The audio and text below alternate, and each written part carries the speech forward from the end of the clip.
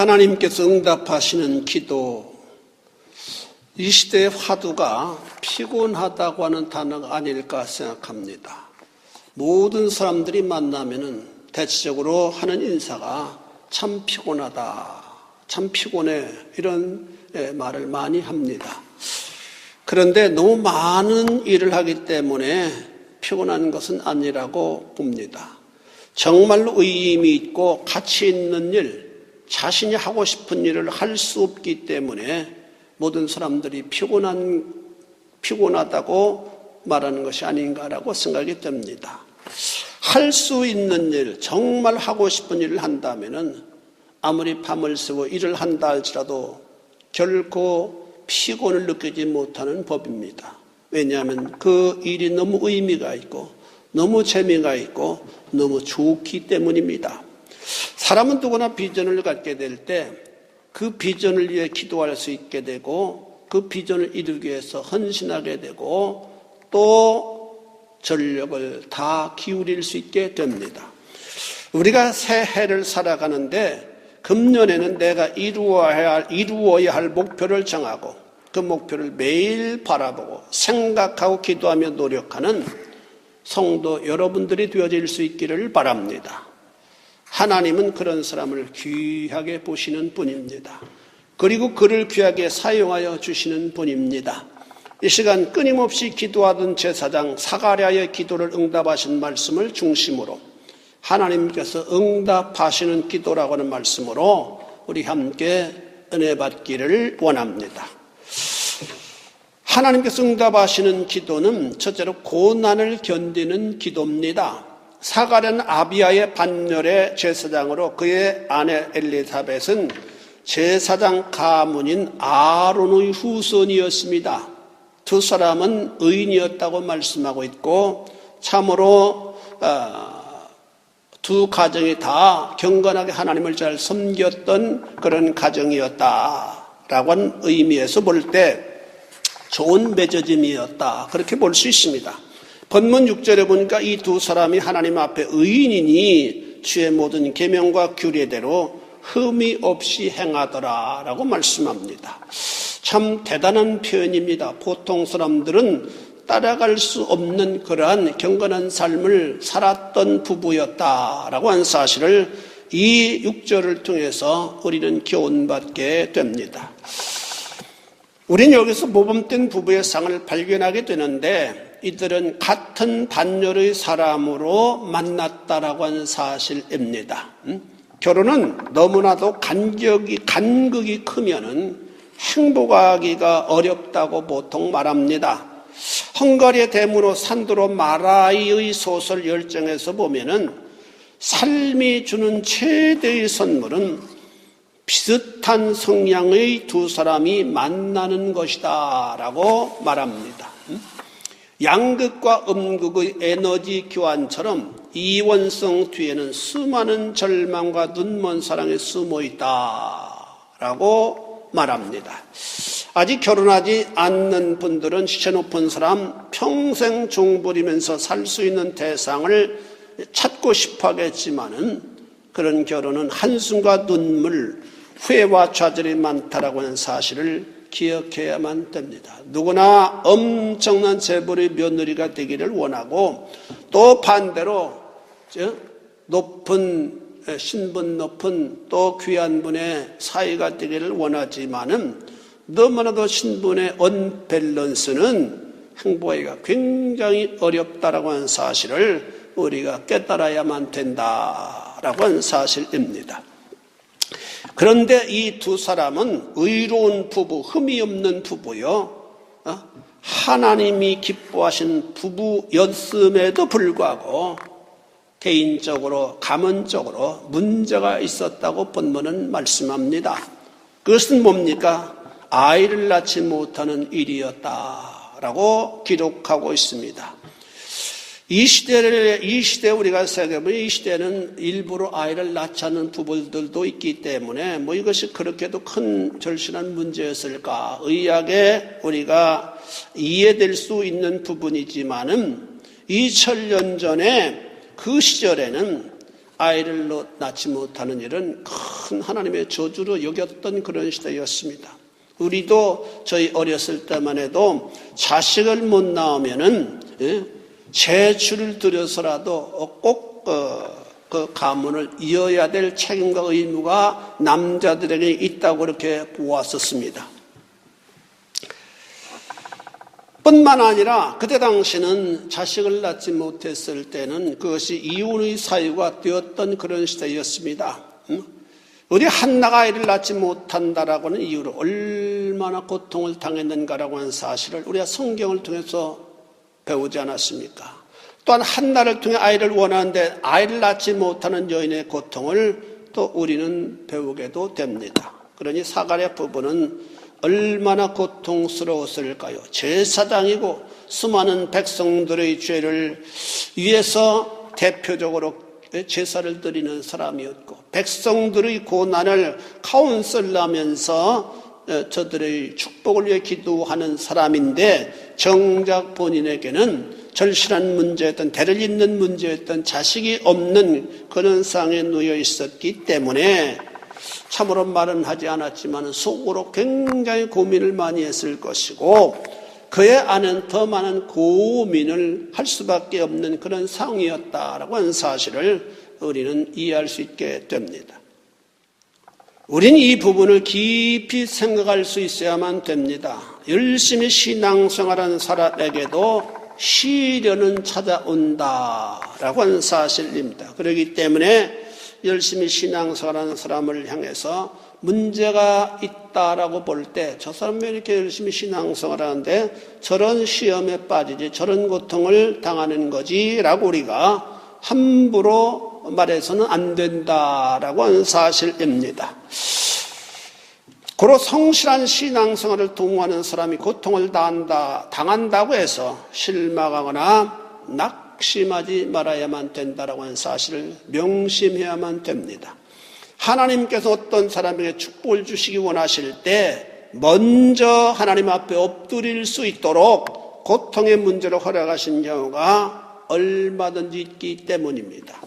사가랴 부부는 이 문제를 오랜 동안 기도하면서 인내했습니다. 본문에 보면 나이가 많아 늙었다고 말씀하고 있으니 그 기간 동안만큼 자식을 위해 간절하게 기도해 오고 있었음을 우리는 알게 됩니다. 그는 참으로 기도로 고통의 문제를 극복할 수 있었다라고 한 사실입니다. 오랜 나날 동안을 그는 절망하지 않고 하나님을 찾았고 하나님을 의뢰했다라고 한 사실입니다. 이것이 바로 기도의 놀라운 생명력일 수 있습니다. 두 번째로 소망을 품은 기도입니다. 8절에 보니까 마침 사가랴가 그 반열의 차례대로 제사장의 직무를 하나님 앞에 행할세 제사장의 전례를 따라 제비를 뽑아 주의 성소에 들어가 분양하고 모든 백성 그 분양하는 시간에 밖에서 기도하더니 라고 말씀합니다. 당시 제사장의 반열은 24반열이 있었고 이 반열이라고 하는 것은 요즘으로 말한다면은 하나의 반이라고 말할 수 있습니다. 학교, 중고등학교 다닐 때 무슨 반 있는 것처럼 매 반열마다 1000여 명의 제사장들이 있었다고 합니다. 그렇다면은 제사장의 직임을 맡을 수 있는 사람이 24반열이라고 할 때 24,000여 명 정도 되어진다라고 우리가 볼 수 있습니다. 매년 제사 드릴 때마다 그들 가운데 한 자리에 모여서 그들을 한 자리에 모이게 해서 제비를 뽑아서 그 제비 뽑힌 사람이 대제사장의 역할을 감당하게 되어진다라고 한 사실입니다. 그런데 그들이 가장 영광스럽게 생각하는 것은 백성을 대신하여 제사를 드리는 일입니다. 많은 사람들이 제비에 뽑혀서 어떤 사람들은 대제사장을 어시스턴트로 봉사하는 그런 직임을 감당하고 어떤 사람들은 다른 부분을 감당하는, 다시 말해서 한 번 제사를 드릴 때 많은 사람들이 손길이 필요로 하기 때문에 제비를 뽑아서 그 일들을 담당하도록 분할해서 일을 했다라고 하는 사실입니다. 그 일들 가운데 가장 대표적인 일이 대제사장의 역할을 감당한 일이었기 때문에 대제사장으로 뽑힌 사람은 개인의 영광만이 아니라 가문의 영광을 덧입는 사람이 된다라고 하는 사실입니다. 왜냐하면 뽑히는 것이 24,000대 1이라고 하는 아주 굉장히 아주 희귀한 확률 가운데 뽑히는 일이기 때문입니다. 그런데 이런 영광을 사가랴가 맡게 되었다라고 말씀합니다. 본인의 기쁨은 말할 것도 없고 가문적으로도 영광된 일이었습니다. 즉 기도하는 사가랴에게 하나님께서는 축복의 기회를 허락하여 주셨다라고 하는 의미입니다. 낮이 농부의 손에 들려지면 중요한 추수를 위한 도구가 되지만은 농부의 손에서 떠나게 되면 그 낮은 하나의 고철에 불과하다고 합니다. 흔한 보리떡이 주님의 손에 들려지게 되면 5,000명을 먹이는 능력의 도구가 된다고 하는 사실은 인생이 주님의 쓰임을 받는 일의 중요성을 배우게 되는 부분입니다. 여러분이 꼭 기억해야 할 것은 하나님의 쓰임을 받아야 하는데 하나님이 쓰시는 사람은 기도하는 사람이다 라고 하는 사실입니다. 기도하는 사람이다. 곰브리제 서양 미술사를 보면 역사에 남는 탁월한 미술가는 재능도 뛰어났지만 더 중요한 점은 그 시대를 표출하는 안목이 있었기 때문이라고 설명합니다. 다시 말해서 독특한 아이디어를 그림에 접목시키는 사람, 그런 사람이 탁월한 그 시대의 미술가였다. 그렇다면 그 아이디어의 출처는 어디이겠습니까? 그것은 하나님께서 지혜를 허락하여 주심으로 가능한 것이 아니겠습니까? 바라는 여러분의 기도와 응답되어서 이 시대를 대표하는 탁월한 인물들이 여러분들 가운데 많이 나오실 수 있게 되기를 주님의 이름으로 축원해 드립니다. 금세기 최고의 발견은 DNA의 발견이라고 해요. 그런데 이 DNA를 발견한 사람은 독실한 크리스천이라고 합니다. 그는 허무 속을 방황하던 중 하나님의 음성을 듣고 크리스천이 되었다고 합니다. 기도하는 자는 하나님의 음성을 듣습니다. 사가랴가 들었던 바로 그 하나님의 음성 말입니다. 그 음성은 놀라운 아이디어를 붙잡게 만드는 능력이 있습니다. 기도하는 자에게 이렇게 기회를 주시지만 반대로 기도하지 않는 자에게는 주신 능력도 빼앗아서 기도하는 자에게 주신다라고 말씀합니다. 역대상 10장 13절에 보니까 사울이 죽은 것은 여호와께 범죄하였음이라. 저가 여호와의 말씀을 지키지 아니하고 또 신접한 자에게 가르치기를 청하고 여호와께 묻지 아니하였으므로. 여러분 중요하신 말씀입니다. 중요한 말씀입니다. 여호와께 묻지 아니하였으므로. 여호와께 저를 죽이고 그 나라를 이새의 아들 다윗에게 돌리셨더라라고 말씀합니다. 그렇다면은 우리가 마땅히 하나님 앞에 엎드리고 기도해야만 되는데 기도하지 않을 때 그것은 하나님을 실망시키는 일이 되어진다라고 하는 사실을 여러분들이 유념하실 수 있게 되기를 바랍니다. 하나님께서는 기도한 자에게 축복의 기회를 부여해 주시는 분입니다. 학업을 위해서, 비즈니스를 위해서, 자녀를 위해서 성경에 약속하신 말씀을 붙잡고 주님을 찾으시는 성도 여러분들이 되어질 수 있기를 바랍니다.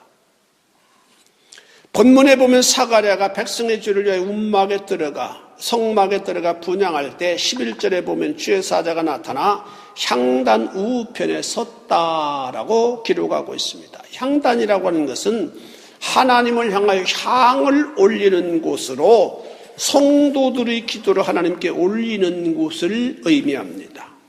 계시록 8장 3절에 보니까 또 다른 천사가 와서 제단 곁에 서서 금향로를 가지고 많은 향을 받았으니 이는 모든 성도의 기도들과 합하여 보잡 금단에 드리고자 함이라. 우리는 여기서 사가랴가 자신의 문제를 하나님께 기도했음을 배우게 됩니다.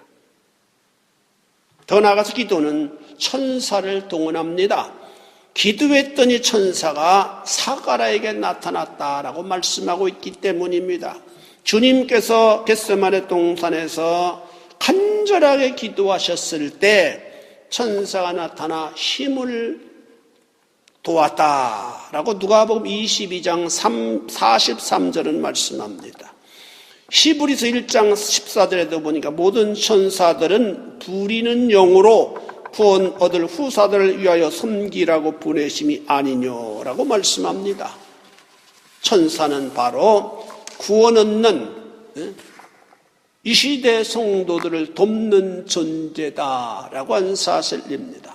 우리가 주님을 향해 기도할 때 천사가 나타납니다. 천사가 임재합니다. 바울과 실라가 빌립보 감옥에서 간절하게 기도했을 때 천사가 그 자리에 나타나서 착고를 풀어주었고 감옥의 문을 다 열리게 했습니다. 엘리야가 이세벨을 피해서 광야로 도망가서 로뎀 나무 아래에 있을 때 천사가 나타나서 엘리야를 도와주었습니다. 왕하 19장에 보면 히스기야 왕이 다스리던 시대에 당시의 패권자 아수르가 18만 5천 명의 대군을 이끌고 유다를 침략했습니다. 이 사실을 보고받은 히스기야 왕은 어떻게 다른 행동을 취할 수 없는 그런 상황에 있음을 알고 그저 하나님 앞에 달려가 기도만 했다라고 말씀합니다. 그랬더니 하나님께서는 천사를 보내셔서 하룻밤 사이에 적군을 쳐서 18만 5천 명이 몰살을 당하게 하셨다고 말씀합니다. 그렇다면 우리의 기도는 놀라운 능력이 있는 매체다. 천사를 동원하는 능력이 있다라고 하는 사실입니다. 여러분 이 사실을 믿습니까? 여러분 기도하십니까? 그렇다면 여러분 염려하지 마시기를 바랍니다. 이유는 여러분들의 미래가 축복으로 채색되어질 수 있기 때문입니다. 그러나 기도하지 않는다면 여러분의 미래는 결코 믿어서는 안 됩니다. 불안할 수밖에 없기 때문입니다. 세 번째로 기도는 풍성한 축복을 받습니다. 13절의 천사가 일러 가로되 사가랴여 무서워 말라 너의 간구함이 들린지라 내 아내 엘리사벳이 내게 아들 낳아 주리니 그 이름을 요한이라고 하라. 그 응답은 풍성한 응답이었습니다. 하나님은 그 기도를 들으시고 뛰어난 아들을 약속하셨습니다. 본문에 너도 기뻐하고 즐거워할 것이요 많은 사람도 그의 남을 기뻐하리니 많은 인생이 기뻐하는 사람을 주시겠다라고 하는 하나님의 복된 응답입니다. 여러분 잉태는 하나님의 축복입니다. 하나님의 허락이 없이는 아이를 잉태할 수 없어요. 그렇다면 잉태의 축복을 받은 사람은 더 많이 하나님 앞에 엎드리고 기도해야만 된다. 그 아이가 하나님의 큰 축복을 받는 아이가 되도록 하기 위해 말입니다. 잉태됨을 감사하여 배부른 모습으로 교회 나와 기도한 일 하나님 보시기에 아름다운 모습일 수 있습니다. 그런 엄마의 태에서 자라가는 아이는 요한처럼 태에서부터 성령 충만을 덧입을 것이라고 분명히 믿습니다. 그래야 하나님이 한층 더 업그레이드하여 주십니다. 그렇다면 여러분의 학업, 사업의 문제가 정체되어 있다고 여긴다면 그 문제를 어디서 찾아야만 되겠습니까? 인간적으로도 찾아야만 되겠지만은 더 중요한 것은 나와 하나님과의 관계에서 찾아야 된다라고 생각이 됩니다. 신앙생활이 어떤 상태에 있는가? 전보다 더 게을러지지는 않았는가? 그렇다면 그 부분을 반드시 고쳐야만 합니다. 그렇지 않으면 결코 성장을 우리는 도모할 수 없기 때문입니다. 뿐만 아니라 주 앞에 큰 자가 된다고 하나님이 약속하셨습니다. 본문에 주 앞에 큰 자가 되고 주 앞에 큰 자가 된다. 이 큰 자라고 하는 단어는 원어로 메가스라고 하는 단어인데 여기서 메가라고 하는 단어가 영어 단어로 생기게 되었습니다. 메가란 큰 또는 100만의 의미가 있습니다. 메가톤이라고 하면은 100만 톤의 위력을 의미합니다. 우린 세상에서 큰 자가 되기보다는 주 앞에서 큰 자가 되기를 더 소망해야만 됩니다. 세상에서는 큰 자인데 하나님 앞에서는 아주 작은 자 내지는 아예 인정받지 못하는 인생들이 얼마든지 있기 때문입니다. 사랑하는 성도 여러분, 주 앞에 큰 자가 되려고 한다면 그 사람 반드시 세상 사람들로부터 인정받는 자요, 기뻐하심을 입는 자들이 될 수 있습니다. 이런 인생들이 그리스도인들 중에 많이 배출되어야만 합니다. 뿐만 아니라 주 앞에 큰 자는 어떤 사람입니까? 대통령이 된다거나 빌 게이츠 같은 거부가 되는 것일까요? 그런 사람이 큰 자가 아니라 전도를 많이 한 사람이 큰 자임을 성경은 가르칩니다. 물론 성공한 사람이 성도라면 많은 전도를 하겠지만 말입니다. 16절에 보니까 이스라엘 사람을 주곧 이스라엘 자손을 주곧 저희 하나님께로 많이 돌아오게 하겠습니다. 이 사람들을 주님께 많이 돌아오게 하는 사람들을 주님께 많이 돌아오게 하는 사람, 그 사람이 주 앞에 큰 사람이라고는 의미입니다. 그렇다면 우리의 성공의 개념은 조금 달라져야만 합니다. 주 앞에 큰 자, 다시 말해서 하나님이 인정하시는 자가 되어야 하고, 그것은 많은 사람들을 주님 앞으로 인도하는 사람이 되는 겁니다. 우리는 여기에 초점을 맞춰야만 합니다. 사람들을 주님에게로 돌아오게 하는 일에 힘을 다해야만 합니다. 주님에게로 돌아오도록 하기 위해 도와주고 친절히 대해주고 사랑하고 관심을 가져줘야 되고 섬길 수 있는 자들이 되어져야만 합니다.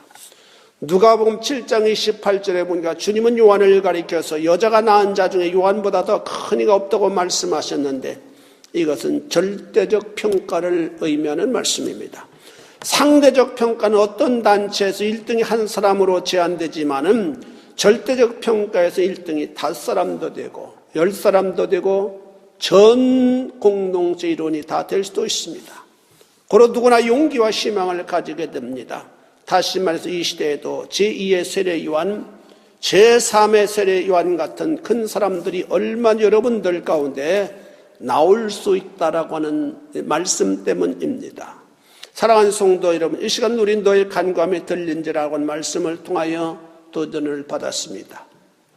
우리는 응답을 기대하려면 기도의 씨앗을 파종해야 됨을 또 배워야만 합니다. 마치 노동부가 땀을 흘려 종자를 파종하고 기다릴 때 풍성한 수확을 올릴 수 있는 것처럼 말입니다. 기도하는 사람만이 응답을 받게 됩니다.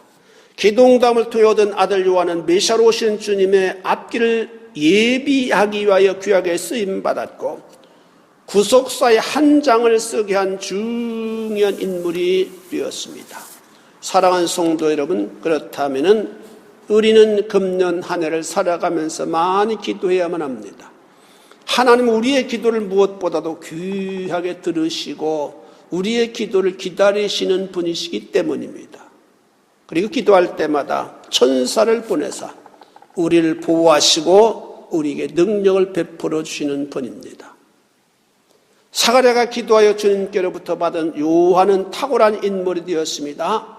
그는 시대를 일깨우고 각성하여 메시아를 사람들이 영접하게 만든 인생입니다. 우리 시대는 영적 지도자가 참으로 필요한 시대입니다. 사람은 많은데 요한 같은 인생은 드문 시대입니다. 우린 주님께 간절히 기도하여 우리 자신들로 하여금 쓰임받는 인생들이 되어져야만 합니다. 그래서 우리 주변에 있는 수많은 사람들을 주님께로 이끌어 올 수 있는 자들이 되어져야만 합니다. 또한 기도할 때 언제나 우리의 기도를 듣는 분은 전능하고 거룩하신 하나님임을 기억하고 겸손한 마음으로 하나님 앞에 엎드릴 수 있는 자들이 되어져야만 합니다.